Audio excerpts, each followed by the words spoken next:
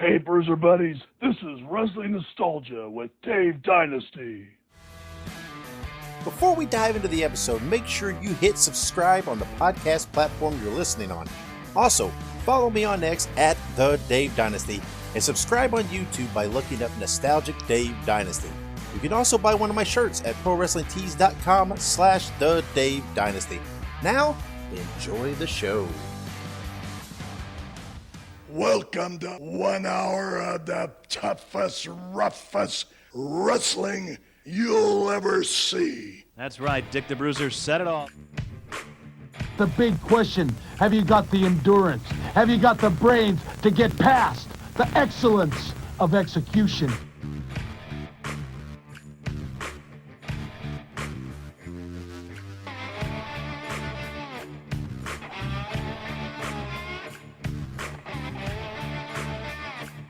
The reason why Axe and myself were put on this earth is to demolish people.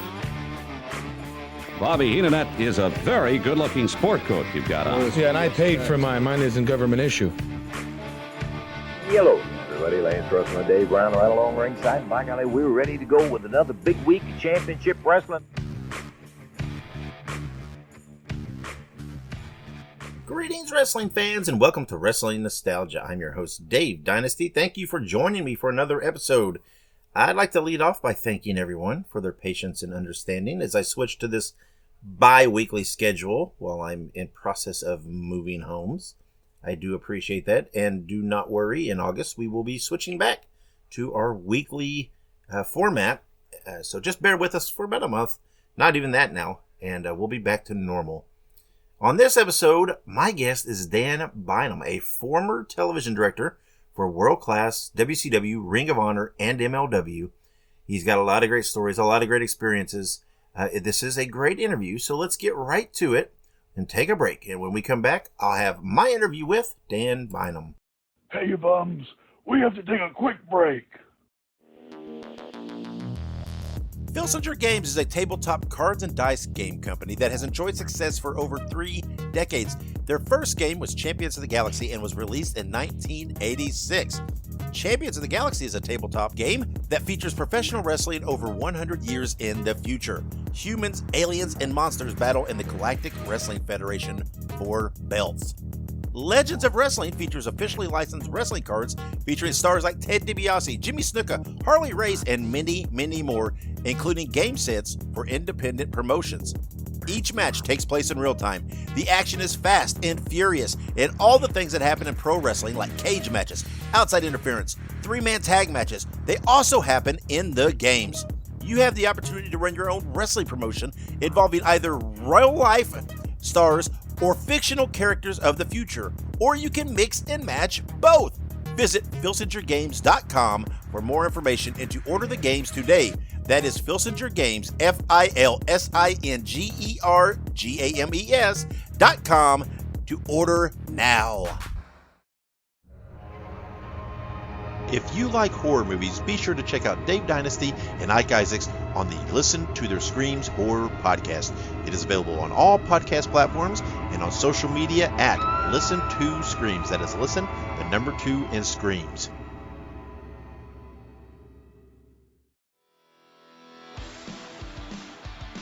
Hey ho, everybody.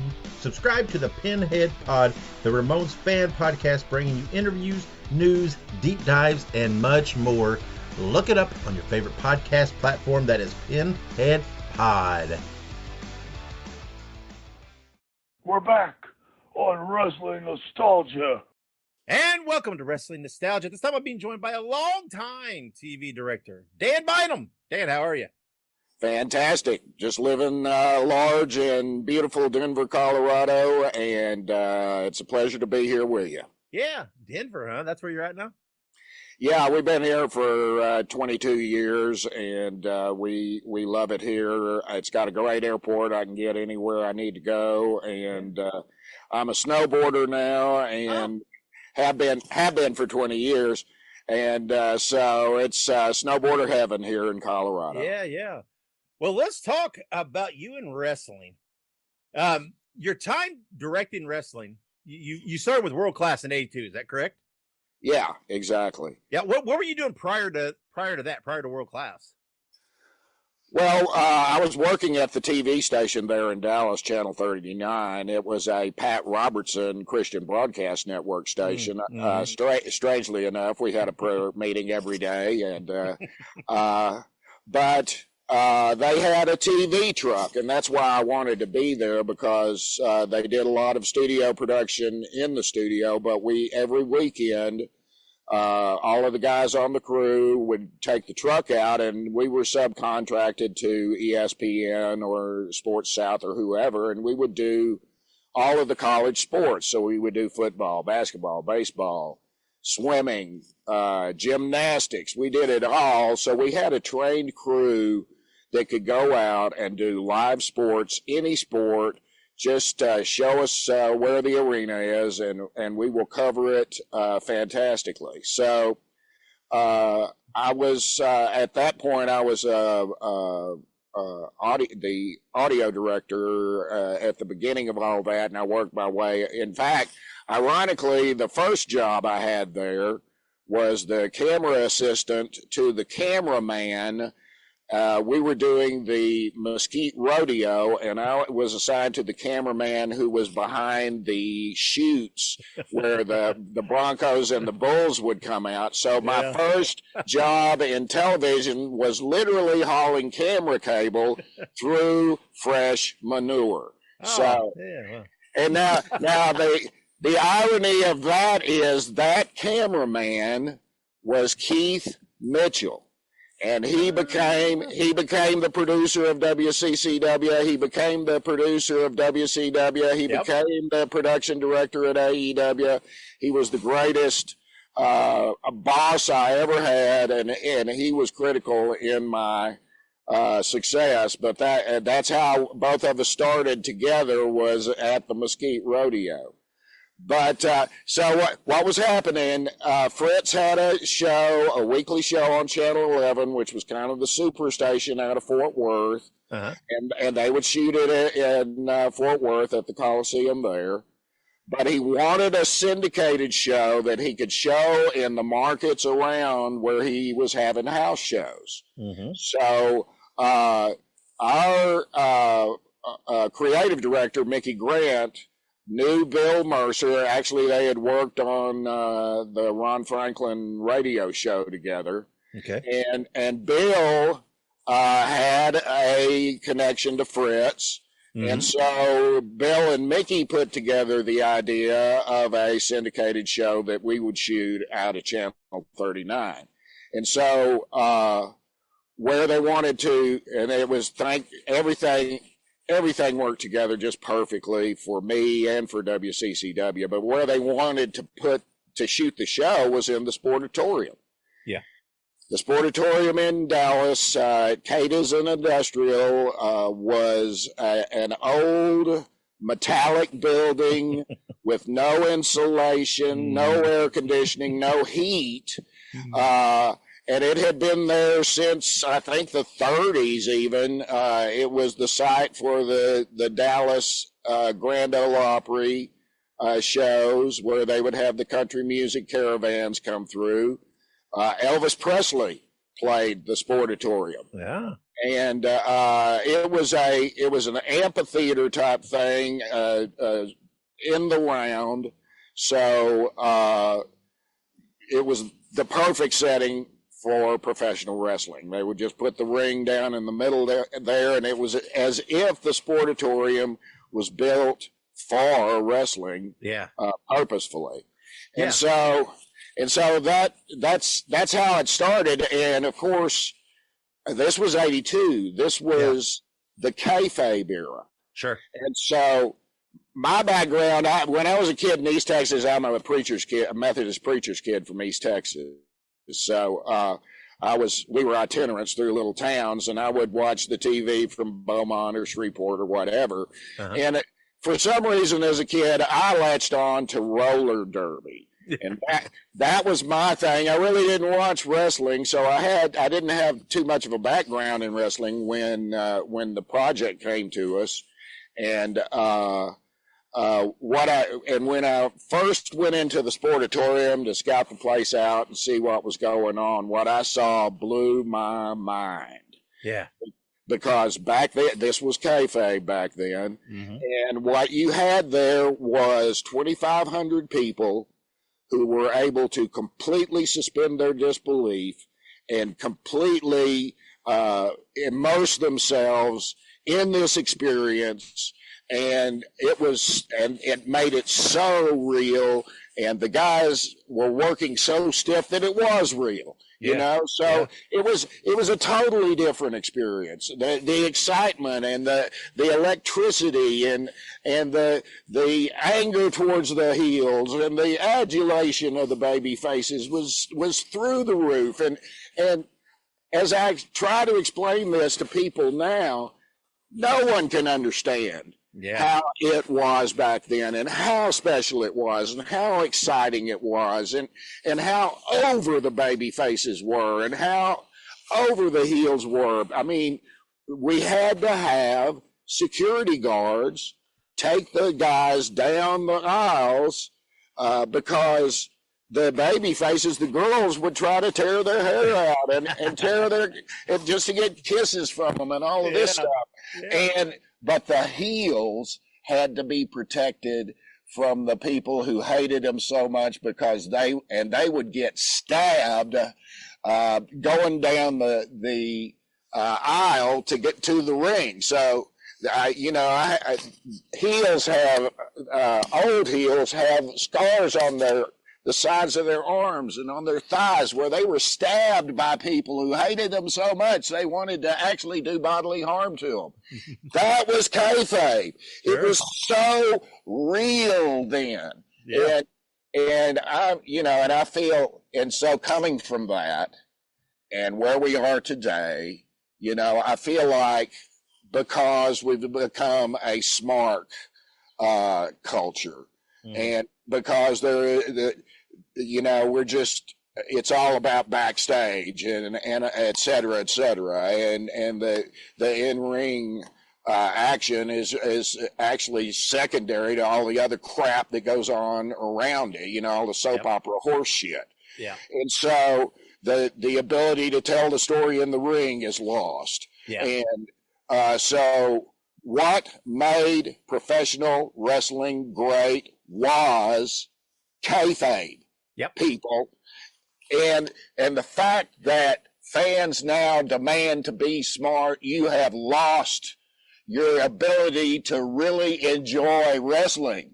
Yeah, you've lost it. Yeah, it's not what it was. It was better then, and it's because fans have made a conscious choice to be smart.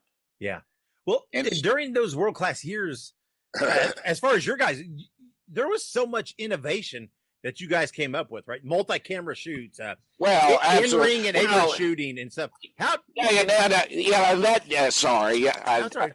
Yes, that's what made that show historic.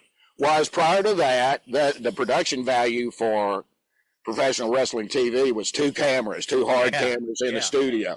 Yeah. And guys would go over and yell up at the camera to do their promos and all of that shit. Yeah. But like I was saying, we were a production company that did all kinds of sports live. Yeah, that's what I was going to ask. Is that where that kind of came from, some of your experience? Absolutely. Because when we went into the Sportatorium, we just took what we did every weekend and translated right in there. So we had the two hard cameras up, the wide and the tight, and then we put another side camera to get a beauty shot. But the thing that changed everything was we put two handheld cameras by the ring, and we put them in the hands of two fantastic cameramen, Oz Coleman and shit. I always forget. God. I'll think the second guy. That's okay. That's okay. We had the two Vic Sosa. I'm sorry, Vic. There you go. Sorry, Vic. It's based on Vic's name. But what they were, these guys were fantastic handheld cameramen that did basketball and all of this stuff, fast moving stuff. But they were courageous enough to stand up on the lip of the ring, grab that top rope, shoot over into the ring, and get shots that no one had ever seen. Yeah. And we were down on the floor shooting through the ropes and getting the close-ups. And not only the video shots, but almost more importantly was the audio, because what we did, we mic'd all of the corners. We mic'd under the ring. We had mics on the cameras. So we had all of that ambient audio that no one had ever heard. So these were shots that wrestling fans had never seen, audio that wrestling fans had never heard, and it blew everybody's mind, of course. Yeah. And so that show was syndicated around the world, literally. And it changed the way professional wrestling was covered. And I'm even cited in one of David Meltzer's books. Keith and I are name-checked as the creators of modern wrestling because of what we did with world-class championship wrestling. Yeah, I was going to say, so much of what you guys did is now the standard. Absolutely. So we were the first guys to do that at that level. I mean, everybody, Memphis and everybody jumped on it as fast as they could, of course. Yeah. But not only that, we also were pioneers in using music. Okay, because back then music rights were very different. We worked at a TV station, so we paid our ASCAP fees, and all I had to do was fill out a report every week and say what music we'd used, and it was cool. Yeah. And so the money was distributed, et cetera, et cetera. Well, it's gotten a lot more complicated now, but back then we were able to use popular music, so I was able to use Bang Your Head for the missing link. Yeah. And I was able to use Eye of the Tiger for Kerry. And, but ultimately what the extreme pioneering we did was, music written for specific wrestlers' entrance. Yeah. I was going to ask about that, especially, right, one of the most known, the Fabulous Freebirds. Bad Street USA, Yeah. which was the first rock and wrestling music video, and I also directed that, and it won the 1985 Buddy Magazine Awards Best Texas Music Video, and it helped propel the Freebirds to Hall of Fame status. Mm-hmm. But I was there at the perfect time, because at Christmas of 1982, we went into a Reunion Arena for the Christmas show. Mm-hmm. And the infamous cage match where Kerry was wrestling Rick for the belt. And Michael Hayes, who was a friend of the Von Erichs, the Freebirds and the Von Erichs were allies. Yep. And so Michael Hayes was the guest referee, and he started getting, and all right, it was in the cage. Michael Hayes was the guest referee. Terry was the keeper of the cage door to make sure Rick could not sneak out of the cage and escape from Kerry. So the match progresses. Rick is cheating, of course, and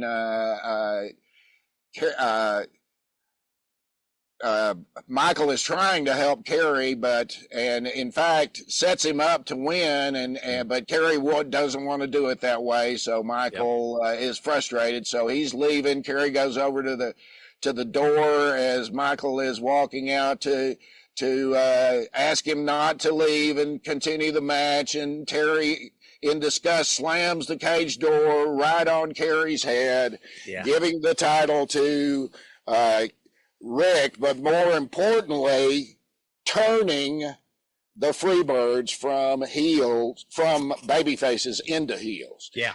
And that began the greatest feud in kayfabe wrestling history, the Freebird Von Erich feud that went on for the next 18 months. And so those shows that I was able to direct in that period were what gave me a career, because that was the greatest feud. Working with Michael and the Freebirds was so incredible, because Michael is a creative genius. He's still the lead producer at the WWE now, so his genius continues on.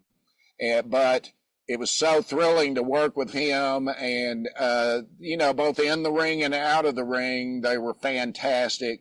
The boys were the brothers were fantastic too, and it was at the end of '83, going into '84, when everything changed when we lost David. But until then, we were the hottest thing going. I mean, at that point, we were number one in the world. Yeah. And the problem was that things were changing in the business of the sport.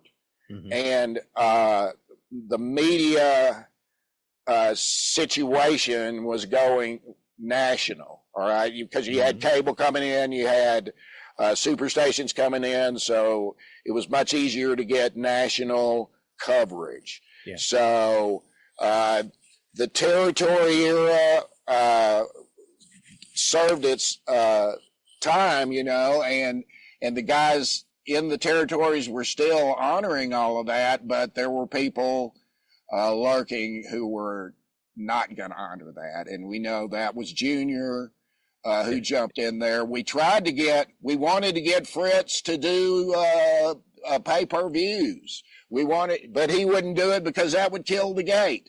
We wanted Fritz to take a national TV clearance, but that was against the territory rules. So unfortunately, Fritz was old school, and at the time that he could have taken over wrestling, he chose not to honor the territories, and then the family started falling apart tragically, as has been documented in a stupid movie. But so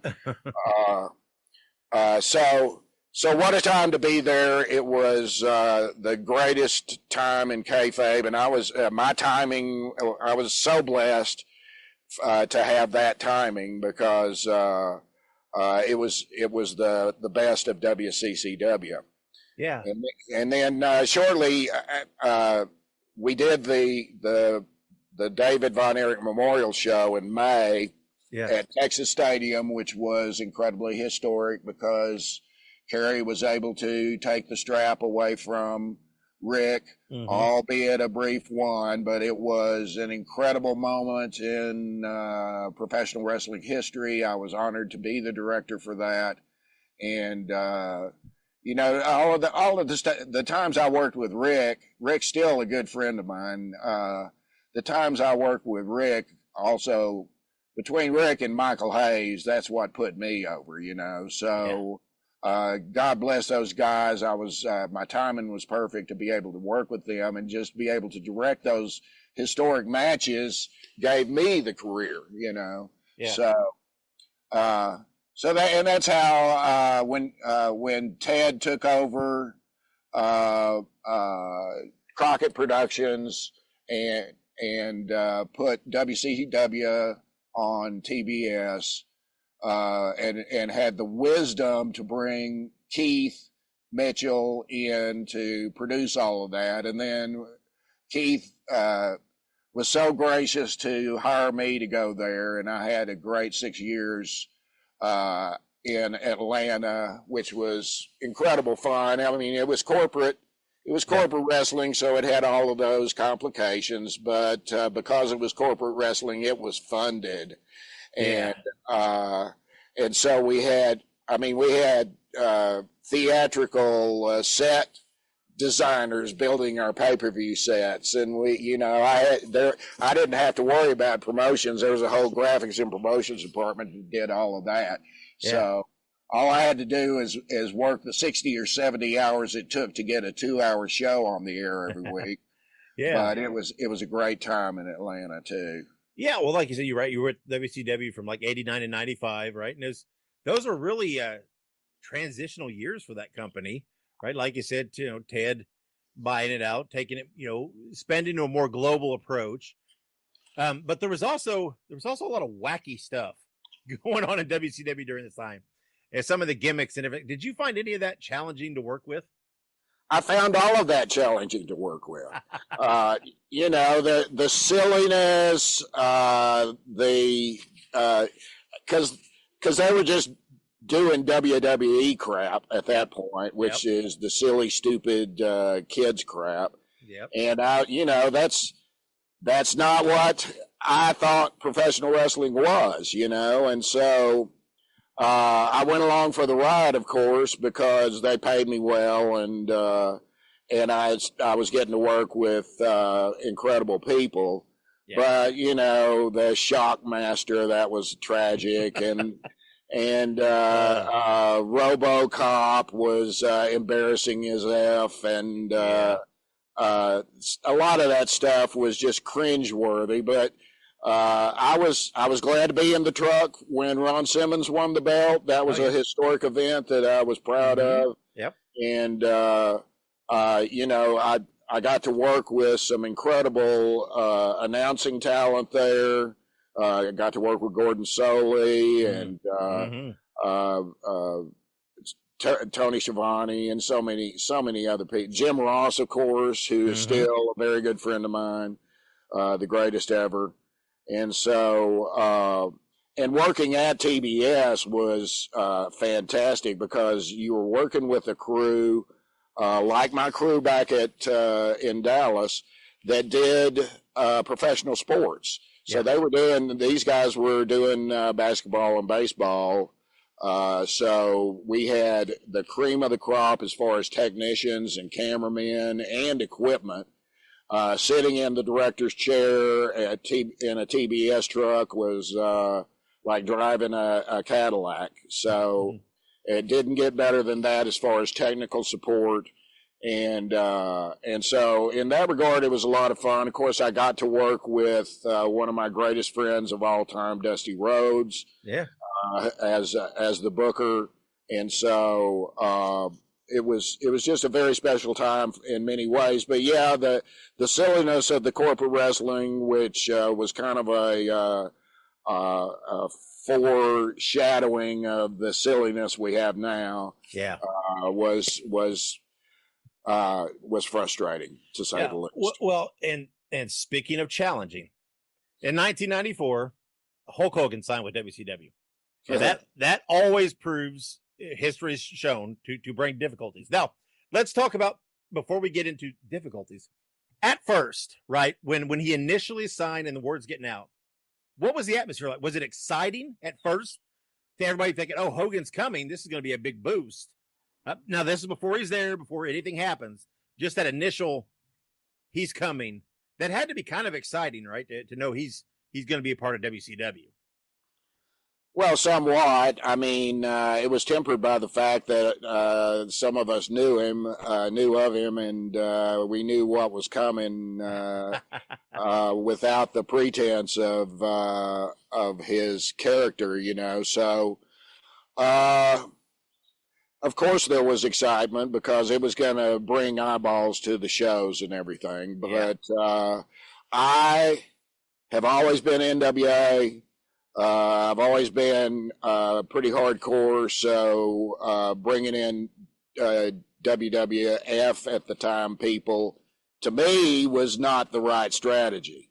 Right. And so how it played out for me was not pleasant because immediately Hulk took a disliking to me, and consequently I to him. So he made it very difficult on me personally. So how did that happen? What happened there that to make him take a dislike for you? Well, in his eyes. Well, the first time I was shooting promos at Center Stage, he had Jimmy Hart. Yep. And so I forget who, it may have been Jim Ross. I forget who was running the promo, but so it's I've got 2 cameras out there shooting this promo, wide shot, and then I'll go tight on whoever's talking, and so because that's how we did it.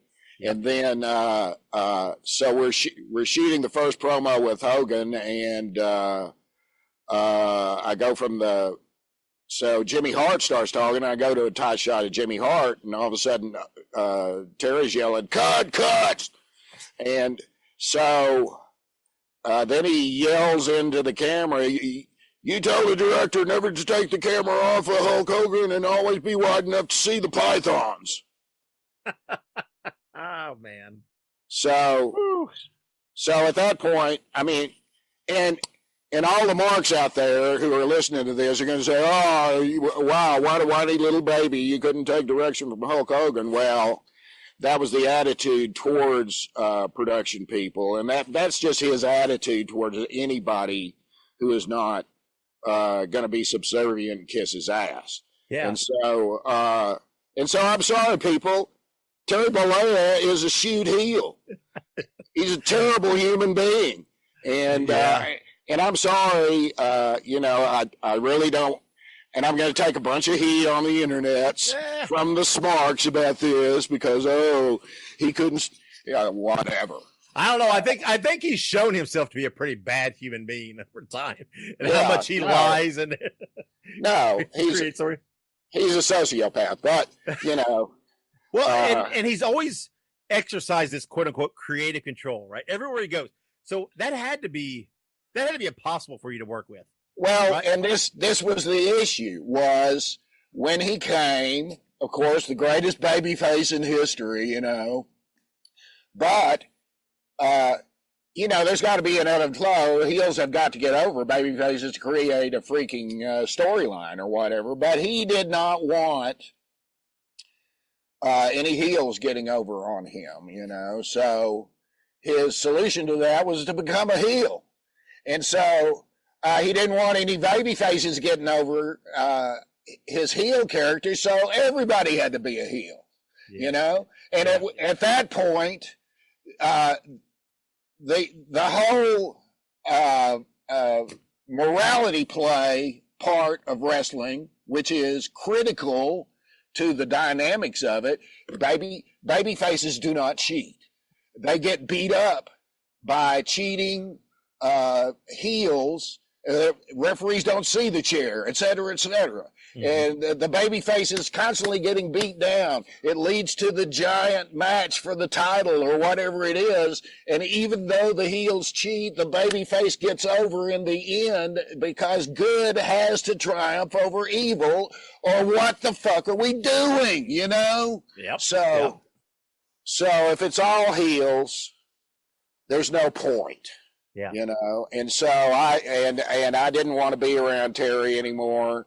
So that's what I was going to ask. Was he the direct reason that you left WCW in 95? He was the direct reason I left WCW in 95. Absolutely. Yeah. And it was great for me. I got to go to be on the PGA Tour. I was a senior producer at the PGA Tour, which was wonderful. Yeah. And it led me to meeting a lot of incredible people, and led to relationships that led me to moving to Colorado. And so it all worked out great for me. And I got to get back into wrestling,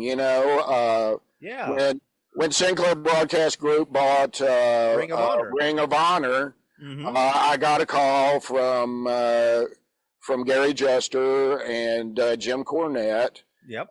Asking me to come and help them create the production company for that. So I was honored to be able to go to Baltimore with a guy named Mark Davis, who was a technical supervisor at a TV station in Tampa, and he stepped up to the plate and became the production manager. And he and I built the production company, Mark and I, and then Jim and I created the episodic show and took the Ring of Honor production quality up, and eventually got them on real pay-per-view and not internet pay-per-view, et cetera, et cetera. So that was a wonderful time. That was the greatest locker room I ever worked with, was Ring of Honor. Yeah.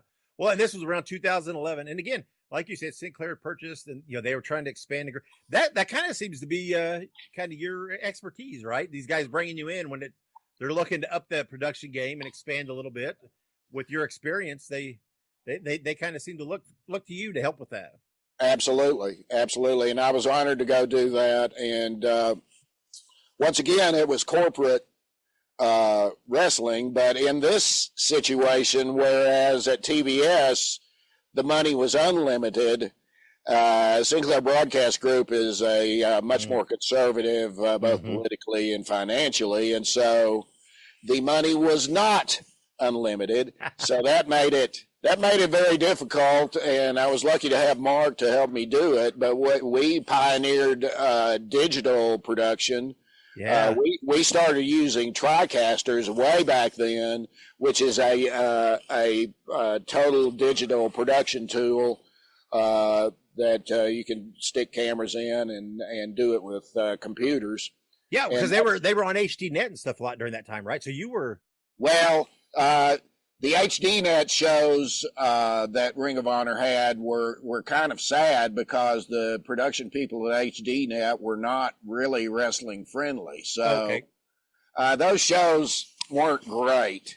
But quality wise, and as far as HD quality, this and that, you guys are kind of ahead of the curve on once we got that level. Yeah, once we got on Sinclair Broadcast Group stations, we were totally digital. And we were distributing it out to 156 stations across the country. So it was a big deal, and it turned out to be a good deal for Sinclair in the end. They ended up selling that product to Tony, and for not as big of money as they had hoped, but it was enough to make it worth something. It was millions of dollars. So I was proud to have built that from nothing to something that was worth selling to Tony. So it was a lot of fun, and God bless Joe Koff, who was the guy at Sinclair, who was the brains behind that, and who was a wonderful boss to work with. May he rest in peace. And I got to work with some incredible wrestlers too. So I always love those Sinclair years of Ring of Honor. They're really fun. A really great product. And you said, I mean, right? You can't say Ring of Honor, especially through these years, without thinking the Briscoe brothers, right? Tell me, what were they like to work with? They were like a dream. They're the ultimate professional wrestlers, and with emphasis on professional. Yeah. Such wonderful men, just incredible people, and their work in the ring is superior, and so together they were so fantastic. And the tragic loss of Jay is just crushing, because those guys together should be the face of Ring of Honor, and that's what Tony should have built Ring of Honor around. I mean, Ring of Honor's nothing now, but which is heartbreaking. But no, they're wonderful guys. I saw Mark recently, and they were some of my best friends at that in that promotion, and some of the best guys I've ever worked with. So God bless the Briscoe brothers. They were the heart and soul of Ring of Honor. Sure, always will be. And their work in the ring is just spectacular. Yeah. They are, to me, the perfect example of what modern wrestling should be. That link to the old to the new, because it was They were fresh. They were kind of had that modern feel, but it was still old school. Yes. And, it was that perfect combination to me. style wise. And you mentioned him, right? A guy that a lot of people are divided about, but you worked with Jim Cornette. What was he like to work with? Well, for me, he was fantastic because I love Jim. Jim and I, as far as our perception of wrestling, are very copacetic. Jim is a creative genius. He is a genius of the psychology behind wrestling storytelling. And it was just, and I love him as a person too, you know. Mm-hmm. He's hilarious. He's outrageous. He's over the top. And that's why I love him. So it was incredibly exciting to work with him. He became too frustrated with the corporate side and eventually left us. But sure. but it was one of the most special times between him and Dusty. Those were the two best bookers I ever worked with, and I love Jim as a brother. And no, that was a very special part of it to me. And I will always remember some of the crazy stuff that happened. Yeah. So. Did you find any difficulty in adapting to the quote unquote more modern style in Ring of Honor, or did it kind of harken back to those world class days a little bit and that vibe and that feel for you that it kind of just felt natural? That's why I wanted to go do it, because Ring of Honor was that throwback style of it was much more stiff. You know, eventually, and it incorporated all the high flying crap that you have now, but it did not use that in place of telling the story. You know, so there was, and Ring of Honor was mostly about the ring. So there was less of the soap opera crap. Yeah. So yeah, it appealed to me in that regard totally, and that's what we were trying to do, was kind of bridge that. Absolutely, but as always, I'm always trying to get back to stiffer, more real crap, you know. Yeah, and in 2018, you worked briefly for MLW, another group, right? Trying to expand, trying to grow, and here you are again. Right. What led to you working at that year with MLW? How'd that happen? Court Bauer is the genius behind MLW, and I think the way he books is just brilliant. Plus, he's a very good business mind. But and we were on BN Network, so it was a good international clearance or national clearance. Yeah. But he was. We weren't extremely well financed, but the special part of that, I and I don't know how he got my name, but I got called by Dr. Norman Swegler, who was he was the production director for WWE when they moved from Baltimore to Connecticut, and he ran their post production and production for many years. So he was older at the time, but it was incredibly special to work with him because genius guy, had a degree in electrical engineering and orchestra conducting, strangely enough. But he had the production company that WWF was using in Baltimore to produce and to post produce all their stuff. Yeah. And so when Vince was moving everything to Connecticut, he took Dr. Swegler with him, and that was that. So that made that very, very special. But I got to work with some incredible wrestlers in that locker room as well. Yeah. For a brief time, Bruce Pritchard, and even got to work with Kevin Sullivan a couple of times, my old buddy from way back in WCW, and then there was all of the great wrestlers that were up and coming in that promotion. MJF was there, Swerve was our champion, so I got to work with some great people, and it was a lot of fun. Eventually, the funding dried up for that version of it, but he has rebuilt it to something I think is doing special stuff now. So I'm a big fan of MLW, and I really enjoyed the time that I got to work there, and I appreciate Dr. Swegler and those guys for giving me that opportunity. Yeah, and it's wild to think, right? Your career involvement with wrestling, right? Started in 82. You worked with MLW in 2018. We're talking over 35 years. Working for World Class, WCW, Ring of Honor, MLW. That's a wild gauntlet of development in professional wrestling that you're involved in. What are you up to now?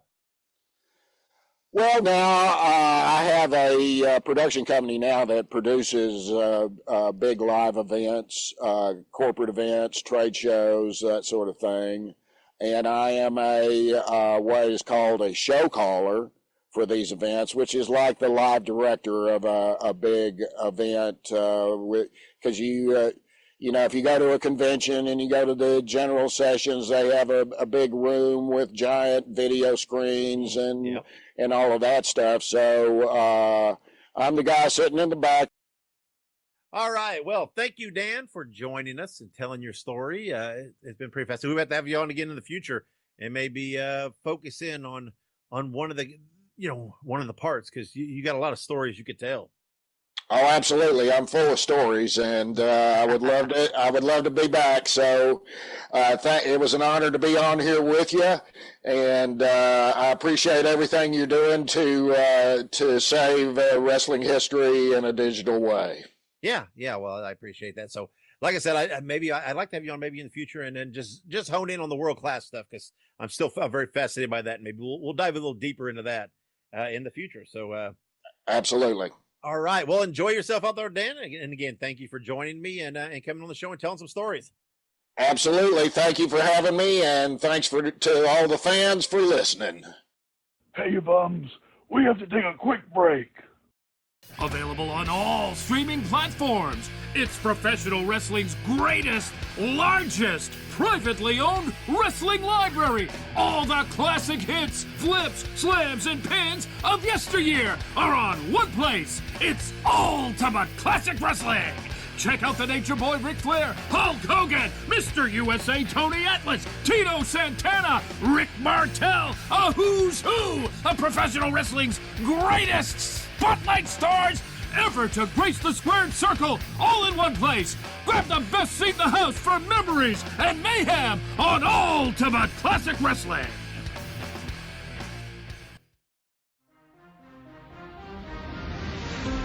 Hey guys, Ray Russell here, curator of the WrestleCopia Podcast Network, inviting you guys to listen to many of the programs here as part of the WrestleCopia brand, including, but not limited to, the Wrestling Memory Grenade, currently covering the 1988 and the WWF project. You can also listen to the Regional Wrestling Podcast, where we talk the territories, whether it's Jamie Ward with Georgia 81, Roman Gomez with the UWF in 1986, or Gene Jackson covering Memphis in 85.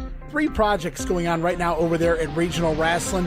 You can also listen to the Wrestling Stoop with the legend himself, Bob Roop. Bob goes back in time each and every week, covering not just his career, but countless stories and interactions with hundreds of wrestling names spanning his 2 decades in the business. But that's not all. You can also check out the Puro Wrestling Academy with the professor of Puro Resu, Mr. Dan Ginnity. Dan and I go back in time and cover the history of Japanese professional wrestling in the English language. And you can listen to all of those shows and more, all part of the WrestleCopia Podcast Network, located over at WrestleCopia.com. That's WrestleCopia.com, and anywhere your podcast streaming needs are met, from Apple to Spotify, Pocket Cast, and beyond.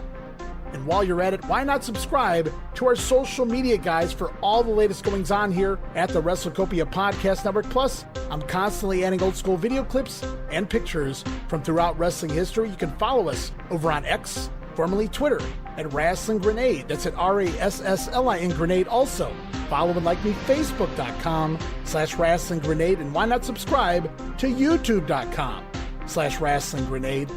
So if you're looking to support that next up-and-coming podcast brand, please consider making it WrestleCopia. We're back on Wrestling Nostalgia. All right, and thank you to Dan for coming on for that interview and joining me. Thank you guys for listening, and make sure you follow me on social media. You can look me up at Nostalgic Dave Dynasty on pretty much any platform, and I am there. And on most of them, you can find me at The Dave Dynasty. Also, go check out all the other WrestleCopia Network podcasts. You can find them at WrestleCopia.com, or you can search for them by their individual names on your favorite podcast platform. Also, be sure to check out my friends at the Ultimate Classic Wrestling Library. Go to ClassicWrestling.net to sign up for your account now, and then download the Ultimate Classic Wrestling app on all of your smart devices. All right, guys, just a reminder, we are on the bi-weekly schedule. So my next episode will be in 2 weeks on August 6th. My guest will be announced in the near future on social media, so be sure you're following me to see that when I announce it. Guys, thank you once again for subscribing, for interacting, for being here with me and listening. And always remember, wherever you go and whatever you do, be good, be safe, and always keep on growing. Fans, we brought you All-Star Championship Wrestling. This is Sam Maneker thanking you for being with us and saying until next time, so long everyone. Wrestling Nostalgia is copyright Dave Dynasty. Bruiser voice done by John Lawson.